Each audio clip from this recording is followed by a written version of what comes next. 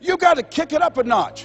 What is it you bring? And whatever you bring, you've got to kick it up a notch. What is your signature as you look at where you want to go and what it is you want to do? As you look at your product or your services, repeat out to me, please, provide more service than you get paid for. Yeah, see, that becomes your signature. When you look at your goals and look at where you want to go, at your products, at your services, at your industry, you want to set some high standards for yourself. I like what Henry David Thoreau said, do not go where the path may lead, but go where there's no path and leave a trail. How is it that your industry will be done differently 5 years from now, 10 years from now? What is your reputation in your industry? When you come into a room and you leave, what's the scuttlebutt about you? Do people say, hey, that's a go-to person? That's a person, if you ask them to do that job, you're talking about the job being done. It will be done extremely well. Are you known for that person that to believe that I could do this? It was hard. Never forget, my son said, Daddy, are you going to die? Why are you asking me that? You're not going out much. You're not the bubbly personality that I know you to be. You're not talking much. You're spending a lot of time in the room by yourself, Dad. Are you going to surrender? Are you giving up? Are you going to let that doctor's opinion become your reality? Will my daddy see me graduate?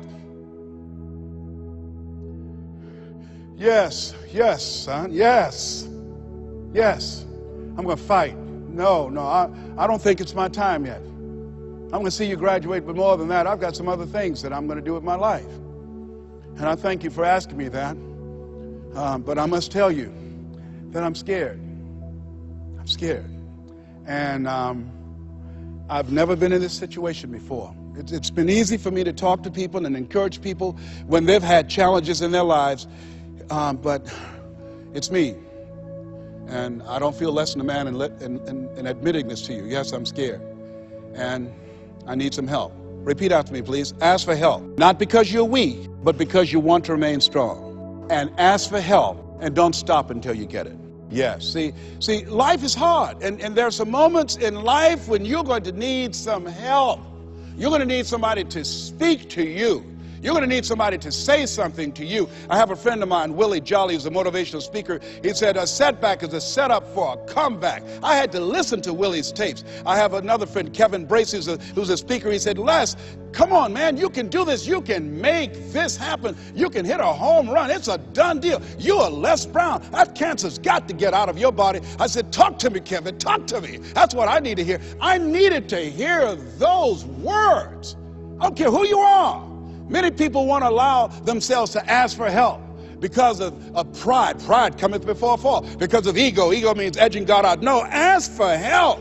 Not because you're weak, but because you want to remain strong. And ask for help and don't stop until you get it. I'm here because a lot of people helped me. I'm here because a lot of people believed in me at a time when I was struggling to believe in myself.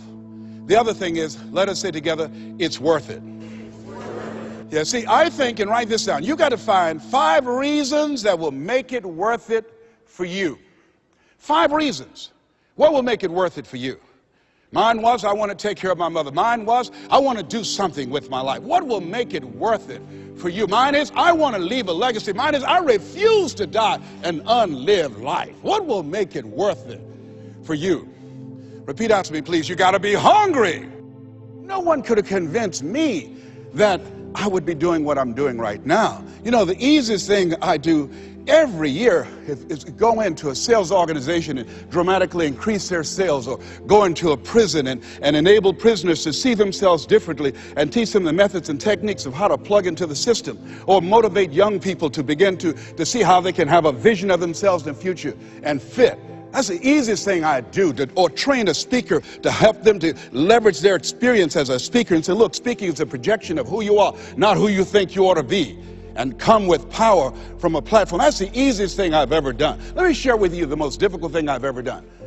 The most difficult thing I've ever done was to believe that I can do what I'm now doing. Hey, quick little pause. Hope you're enjoying the video so far. If it's helping you out, I'd really appreciate it if you could drop a like. And if you want more videos like this, feel free to subscribe and join us. Thanks a ton for watching. All right, Let's continue. No one could have convinced me, just given my circumstances. I earn millions of dollars every year. No one could have convinced me. If both my parents came up here right now, I would not know either one. No one could have convinced me, being labeled educable, mentally retarded, born in an abandoned building on the floor in Liberty City, poor section of Miami, Florida, failing twice in school, no college training, never worked for a major corporation. I did not know I can do what I'm doing right now. Never forget Mike Williams, my mentor. I think a lot of people fail in life because of the fact that they need some mentoring, they need some coaching. When you begin to understand and acknowledge your fear, and you go forth anyhow, you go forth in a spirit and a knowing that there's a way that you can begin to handle this. There's a way out here somewhere, there's a solution. What it is that you're seeking, that you have the capacity to whatever comes up, to handle it, to face it. And rather than feeling powerless, you begin to feel powerful. See, when all of the major downsizings that are taking place around this country, there are a lot of people who are biting their fingers in fear that they might lose their jobs. But there are few people who have decided within themselves, I'm going to make it. Some people aren't waiting to be cut. Some people are moving on their own because they feel within themselves, I've got what it takes to make it. They're not afraid about tomorrow because of how they see themselves, because of what they feel that they deserve, because of what they feel that they can create for themselves. Because these people have decided, as they look at the future, as they look at themselves, there's a way. Where there's a will, there's a way for me to begin to create a way out of no way. And when you have that kind of consciousness, when you have that kind of spirit, nothing can stop you. Nothing. What would your life be like as you look toward the future if you decided, I'm not going to allow my fears to stop me? What would your life be like? What would your future be like if you decided to want that which you desire so strongly that it prepares you past your fears, that you experience the fear, as the one book says, feel the fear and do it anyway? What would your life be like?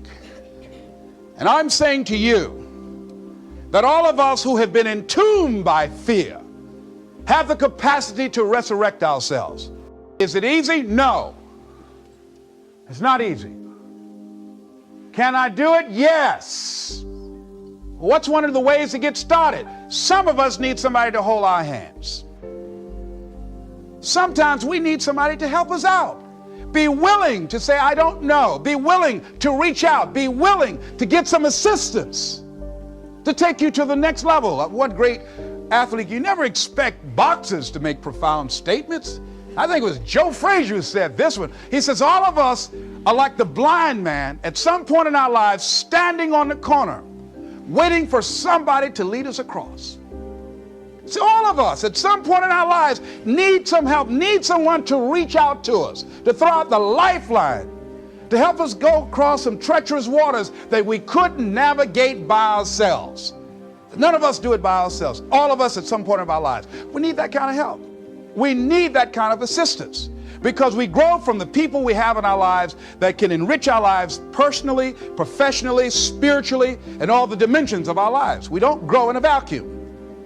So as you look at yourself, what are the fears you have that maybe you need some help in strengthening yourself in that area? As you assess your strengths and your weaknesses, as you begin to approve yourself and your passions and your dreams and your goals and the things that you want, if you decide to experience all of your true potential, as you decide to manifest all of your greatness, as you decide, wait a minute, what else is available to me out here if I decided to experience the fear of rejection, the fear of no, the fear of failure, the fear of standing by myself? What else is available? Of taking a chance, a fear of losing it all. What else is available to me that will bring some extra meaning and value The fear of people not liking me. You know how many people do things they don't want to do because they want everybody to like them? Everybody's not going to like you. Excuse me, special announcement. Everybody's not going to like you. No, it's just not that kind of world. But you know, there are a lot of people who won't take positions on issues, who won't take a stand for things they believe in, who won't speak up for themselves because they don't want to make anybody mad. Oh, it was Bill Cosby. He said, I don't know what the secret of success is. He said, but here's what I know what the secret of failure is. He said, trying to please everybody.